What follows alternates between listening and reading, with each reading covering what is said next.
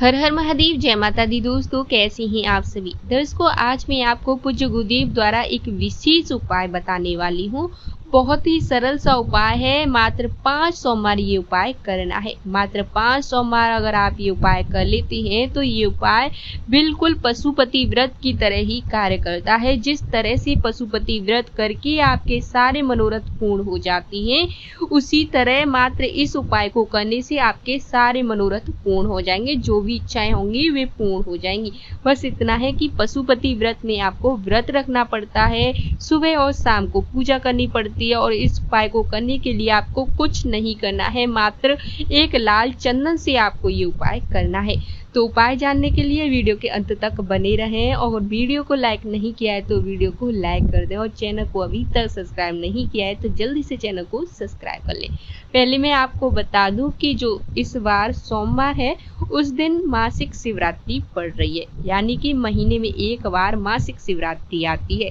जिस तरह हम मुख्य शिवरात्रि का व्रत रखते हैं उसी तरह हम मासिक शिवरात्रि का व्रत भी रख सकते हैं।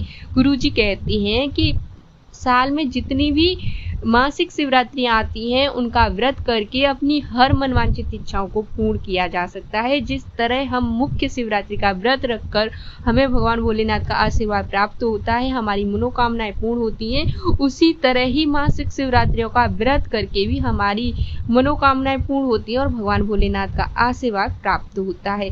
उतना ही फल मासिक शिवरात्रियों का मिलता है जितना कि मुख्य शिवरात्रि का होता है। तो आप चाहें तो सभी जो महीने में मासिक शिवरात्रि आती है उसका व्रत कर सकते हैं। साल में जितनी भी मासिक शिवरात्रि आती है तो उनका व्रत किसी भी इच्छा के साथ में कर सकते हैं, आपकी वे इच्छाएं पूर्ण हो जाएंगी।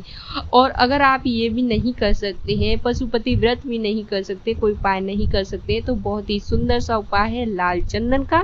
तो इस उपाय को ध्यान पूर्वक सुनिए और उपाय करते समय कोई भी गलती मत करना।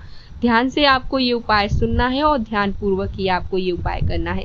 इस उपाय से क्या होगा कि आपकी जो इच्छाएं पूर्ण नहीं हुई हैं, जो काम अधूरा है, धन की कमी है, बच्चे पढ़ाई नहीं करते हैं या फिर बच्चे पढ़ाई करते हैं उनका रिजल्ट अच्छा नहीं आता है, नौकरी नहीं लगती है, व्यापार में घाटा जाता है, विवाह में अड़चने आ रही है, मतलब ये है कि आप किसी भी इच्छा के साथ ये उपाय कर सकती हैं। तो इस उपाय को करने के लिए आप कभी भी किसी भी सोमवार से प्रारंभ कर सकते हैं।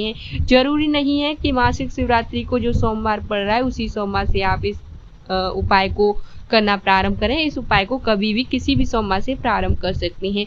बस ये है कि इस बार जो सोमवार है उस दिन मासिक शिवरात्रि है, उस दिन से भी आप ये उपाय करेंगे तो बहुत ही अच्छा रिजल्ट आपको इसका देखने को मिलेगा। इसके लिए आपको क्या करना है कि आपको सुबह सुबह स्नान आदि करने के बाद 1 लोटा जल लेना है।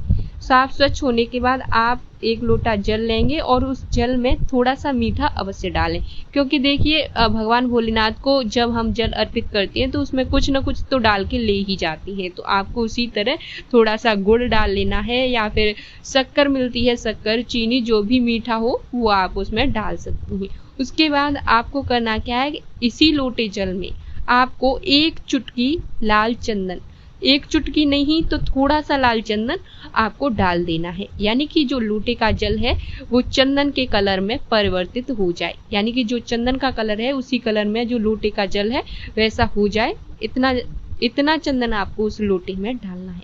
इसके बाद जो धूप दीपक आप जो भी लेते हैं भगवान भोलेनाथ के लिए वो ले सकते हैं, नहीं है तो कोई बात नहीं है, बट आपको 1 लोटा जल और उसमें 1 चुटकी चंदन डालना है, और वो भी आपको लाल वाला चंदन डालना है।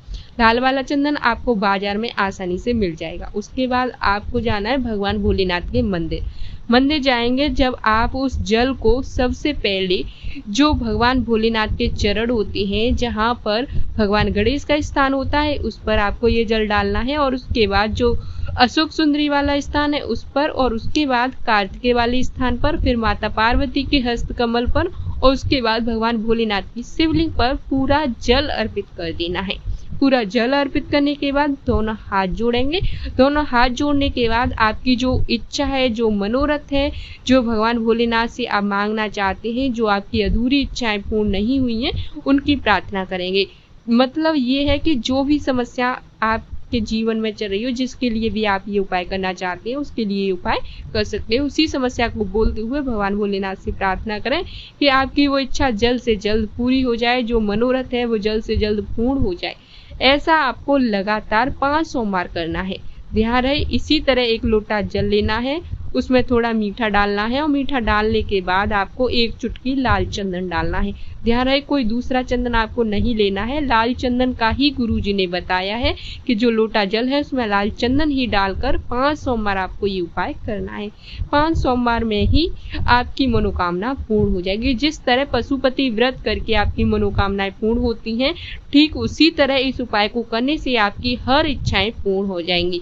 बस इतना है कि पशुपति व्रत जो होता है उसमें सुबह शाम पूजा करनी होती है। तो जो लोग जिनके पास टाइम होता है तो वो कर सकते हैं, परंतु कुछ लोग ऐसे भी होते हैं जो व्रत नहीं रख सकते हैं, बीमार रहते हैं या कोई अन्य परेशानी है, या मतलब जो पशुपति व्रत है उसमें ऐसा होता है कि मंदिर नहीं बदलना होता है, तो कई लोग ऐसे होते हैं तो वो ऐसा नहीं कर पाते हैं कि पशुपति व्रत रख पाए, तो वे ये उपाय कर सकते हैं। उसके लिए ये गुरुजी ने बहुत ही सुंदर सा उपाय बताया है। उम्मीद करती हूँ बहुत अच्छे से आप लोगों को ये उपाय समझ आया होगा। उपाय अच्छा लगे तो वीडियो को लाइक करें।